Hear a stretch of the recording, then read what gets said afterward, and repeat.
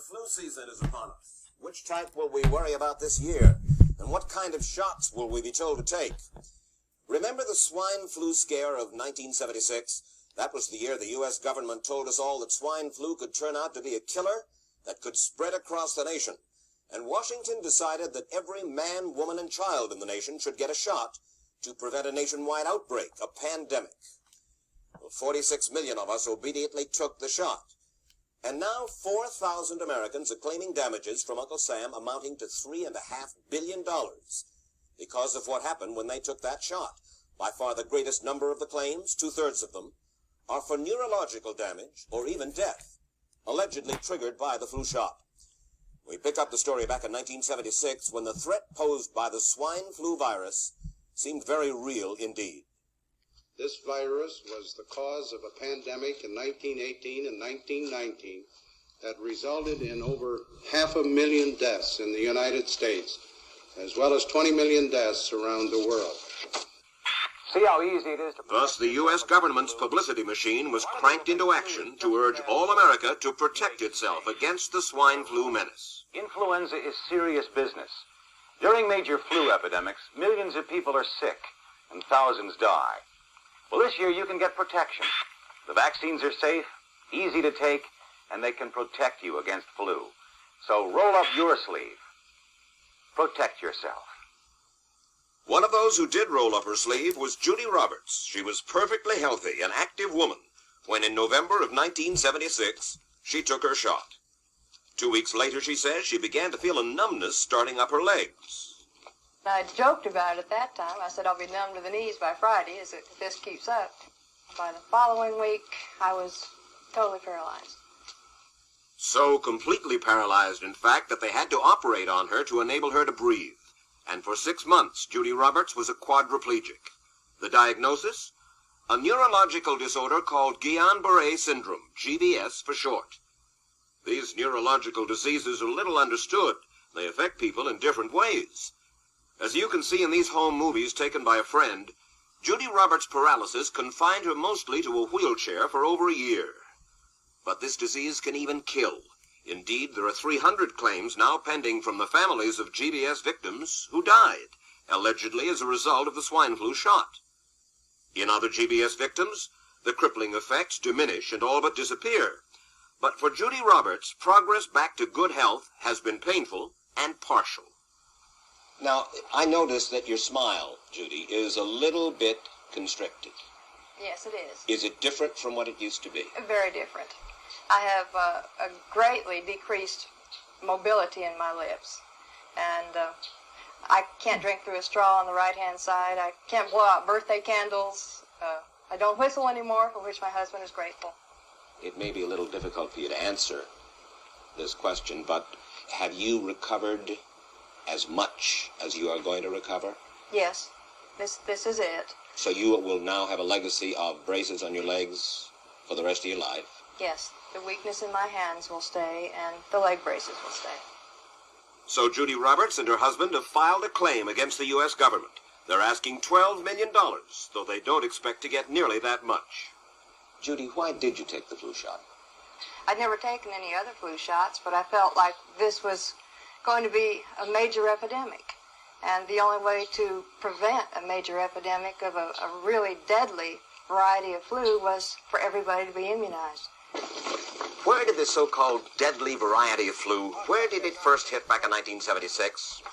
It began right here at Fort Dix in New Jersey in January of that year when a number of recruits began to complain of respiratory ailments, something like the common cold. An Army doctor here sent samples of their throat cultures to the New Jersey Public Health Lab to find out just what kind of bug was going around here. One of those samples was from a Private David Lewis who had left his sickbed to go on a forced march. Private Lewis had collapsed on that march, and his sergeant had revived him by mouth-to-mouth resuscitation. But the sergeant showed no signs of illness. A few days later, Private Lewis died. If this disease is so potentially fatal that it's going to kill a young, healthy man, a middle-aged school teacher doesn't have prayer. The New Jersey lab identified most of those soldiers' throat cultures as the normal kind of flu virus going around that year, but they could not make out what kind of virus was in the culture from the dead soldier and from 4 others who were sick. So they sent those cultures to the Federal Center for Disease Control in Atlanta, Georgia, for further study. A few days later, they got the verdict: swine flu. But that much publicized outbreak of swine flu at Fort Dix involved only Private Lewis, who died, and those 4 other soldiers who recovered completely without the swine flu shot. If I had known at that time that the boy had been in a sick bed, got up, went out on a forced march, and then collapsed and died, I would never have taken the shot. The rationale for our recommendation was not on the basis of the death of a single individual, but it was on the basis that when we do see a change in the characteristics of the influenza virus, it is a massive public health problem in this country. Dr. David Setzer, then head of the CDC, the Center for Disease Control in Atlanta, is now in private industry. He devised the swine flu program, and he pushed it. You began to give flu shots to the American people in October of '76. October 1st. By that time, how many cases of swine flu around the world had been reported? There had been several reported, but none confirmed.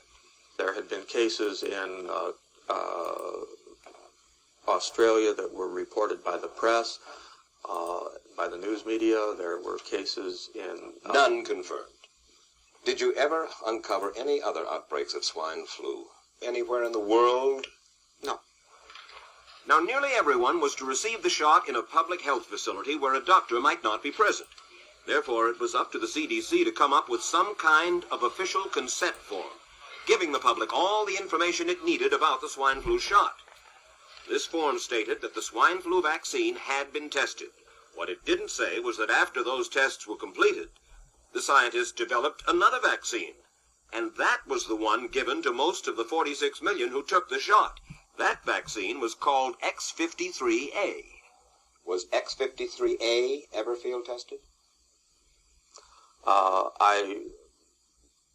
I can't say. I would have to... It wasn't. I don't know. Well, I would think that you're in charge of the program. I would have to check the records. I haven't looked at this in some time. The information form, the consent form, was also supposed to warn people about any risks of serious complications following the shot. But did it? No, I had never heard of any reactions other than a sore arm, fever, this sort of thing. Judy Roberts' husband, Gene, also took the shot. Yes, I looked at that document. I signed it. Nothing on there said I was going to have a heart attack or I can get Guillain-Barré, which I never heard of. What if people from the government, from the Center for Disease Control, what if they had indeed known about it? What would be your feeling? They should have told us. Did anyone ever come to you and say, you know something, fellas? There's the possibility of neurological damage if you get into a mass immunization program? No. No one ever did? No. Do you know Michael Hatwick? Yes. Dr. Michael Hatwick directed the surveillance team for the swine flu program at the CDC. His job was to find out what possible complications could arise from taking the shot and to report his findings to those in charge. Did you know ahead of time, Dr. Hatwick, that there had been case reports of neurological disorders, neurological illness, apparently associated with the injection of influenza vaccine? Absolutely. You did? Yes. How'd you know that? By review of the literature. So you told your superiors, the men in charge of the swine flu immunization program, about the possibility of neurological disorders? Absolutely. What would you say if I told you that your superiors say that you never told them about the possibility of neurological complications? That's nonsense. I can't believe that they would say that they did not know that there were neurological illnesses associated with influenza vaccination. That simply is not true. We did know that. I've said that Dr. Hatwick has never told me of his feelings on this subject. And he's lying. I guess you would have to make that assumption. Then why does this report from your own agency, dated July 1976, list neurological complications as a possibility? I think the consensus of the scientific community was that the evidence relating neurologic disorders to influenza immunization was such that they did not feel that this association was a real one. You didn't feel it was necessary to tell the American people that information? I think that over the years we have tried to inform the American people as fully as possible. As part of informing Americans about the swine flu threat, Dr. Sensor's CDC also helped create the advertising to get the public to take the shot. Let me read to you from one of your own agency's memos planning the campaign to urge Americans to take the shot. The swine flu vaccine has been taken by many important persons, he wrote.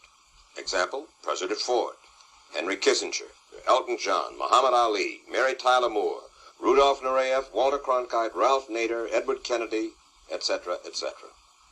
True? I'm not familiar with that particular piece of paper, but I do know that at least of that group, President Ford did take the vaccination. Did you talk to these people beforehand to find out if they planned to take the shot? I did not know. Did anybody? I do not know. Did you get permission to use their names in your campaign? I do not know. Mary, did you take a swine flu shot? No, I did not. Did you give them permission to use your name saying that you had or were going to? Absolutely not. Never did. Did you ask your own doctor about taking the swine flu shot? Yes, and at the time he thought it might be a good idea. But I resisted it because I was leery of having the symptoms that sometimes go with that kind of inoculation. So you didn't? No, I didn't. Have you spoken to your doctor since? Yes. And? He's delighted that I didn't take that shot. You're in charge.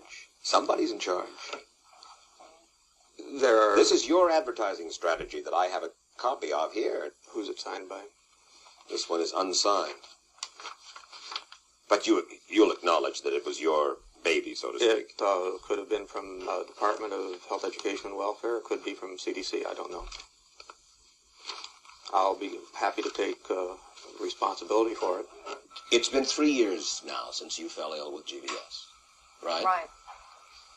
Has the federal government, in your estimation, played fair with you about your claim? No, I don't think so. It seems to be dragging on and on and on, and really no end in sight that I can see at this point. With respect to the cases of Guillain-Barré, allegedly... Former Secretary of HEW Joseph Califano, too, was disturbed that there was no end in sight. So a year and a half ago, he promised that Uncle Sam would cut the bureaucratic red tape for victims suffering from GBS and would pay up quickly. We shouldn't hold them to an impossible or too difficult standard of proving that they were hurt. Even if we pay a few people a few $1,000s that might not have deserved it, I think justice requires that we promptly pay those people who do deserve it. Who's making the decision to be so hard-nosed about settling? Well, I assume the Justice Department is. Griffin Bell before he left? Well, the Justice Department agreed to the statement I made. It was cleared word for word with the lawyers in the Justice Department by my HEW lawyers. And that statement said, in effect... That statement said that we should pay Guillain-Barré claims without regard to whether the federal government was negligent if they resulted from the swine flu shot. I think the government knows it's wrong. If it drags out long enough, that people will just give up. Let it go. I am a little more adamant in my thoughts than my wife is, because I told Judy to take the shot. She wasn't going to take it, and she never had shots, and I'm mad with my government because they knew the facts, but they didn't release those facts because if they had released them, the people wouldn't have taken. And they can come out tomorrow and tell me there's going to be an epidemic, and they can drop off like flies next to me. I will not take another shot that my government tells me to take. Meantime, Judy Roberts and some 4,000 others like her are still waiting for their day in court.